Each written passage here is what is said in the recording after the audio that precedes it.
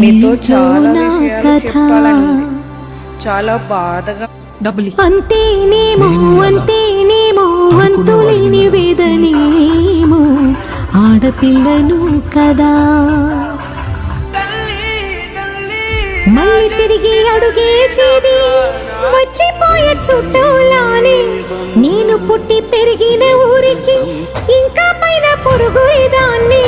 కట్టదాటి గంగ నేడు కంట పొంగెనే ఎంత ఎంత యాతనో ఎంత గుండె కోతనో ప్రాణమోలే పెంచుకున్న పిచ్చి నాన్నకు దూలమిరిగి భుజముపై